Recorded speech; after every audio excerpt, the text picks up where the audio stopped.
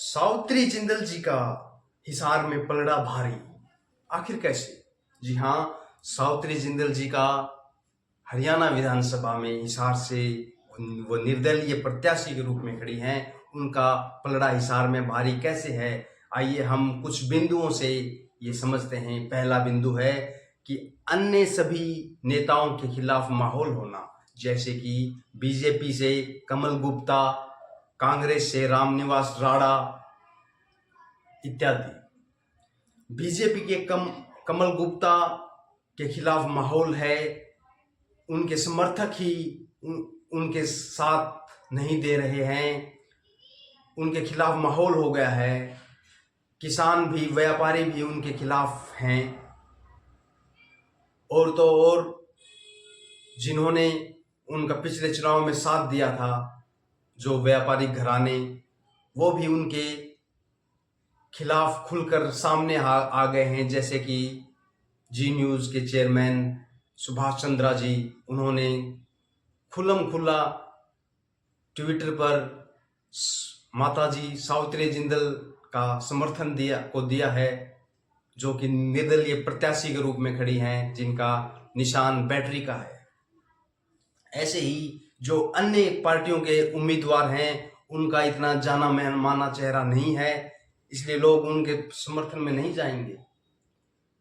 और पहले ये चर्चा चल रही थी कि बीजेपी से सावित्री जिंदल की टिकट पक्की मानी जा रही थी, पर अंत टाइम में वो लिस्ट बदल दी गई और श्री कमल गुप्ता जी का नाम आ गया। तो इससे जो समर्थक थे वो खिलाफ सामने आ गए और उन्होंने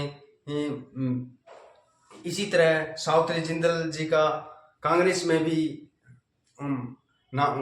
उम्मीदवारी की उम्मीद थी, पर वो नहीं बन सका, क्योंकि उनके बेटे नवीन जिंदल जी वो कांग्रेस बीजेपी में थे और ये उनको मंजूर नहीं था, बीजेपी वालों को, कि वो कांग्रेस से अपनी उम्मीदवारी भरें, नामांकन भरें।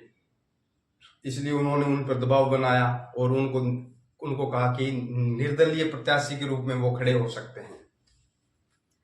दूसरा पॉइंट ये है कि सावित्री जिंदल जी के पूर्व में कराए कार्य, उनका राजनीतिक पुराना वर्चस्व। सावित्री जिंदल जी 2 बार हिसार से विधायक रह चुकी हैं। उन्होंने हिसार वासियों के लिए अच्छा काम किया है, उन्होंने उनकी समस्याओं को सुनी है, उनके समाधान का प्रयास किया है। और उनसे पूर्व भी बाबूजी ओपी जिंदल साहब भी विधायक रह चुके हैं हिसार से। उन्होंने अपनी जमीन से जुड़े हुए रहे हैं वो, और लोगों की मदद के लिए हमेशा तैयार रहे हैं। इसी प्रकार उनके बेटे नवीन जिंदल जी भी 2 बार कांग्रेस से पूर्व सांसद रह चुके हैं, एमपी कुरुक्षेत्र से। इस बार भी वो कुछ कारणवश उनको बीजेपी से वो सांसद बने हैं कुरुक्षेत्र से। तो इस प्रकार सावित्री जिंदल जी का काफी अच्छा जमीनी जुड़ाव है, उनके पूर्व में कार्य कराए अच्छे हैं, इसलिए लगभग सभी लोग, ज्यादातर लोग उनके समर्थन में आ रहे हैं। उनके समर्थन में बीजेपी के ही समर्थक नहीं आ रहे, बल्कि कांग्रेस से भी लोग उनके समर्थन में आ रहे हैं। दोनों तरफा वोट सावित्री जिंदल जी को मिलने की उम्मीद है। यही कारण है कि मैं यह कह सकता हूं कि सावित्री जिंदल जी का हिसार में पलड़ा भारी है और उनके जीतने की संभावनाएं बहुत अधिक है।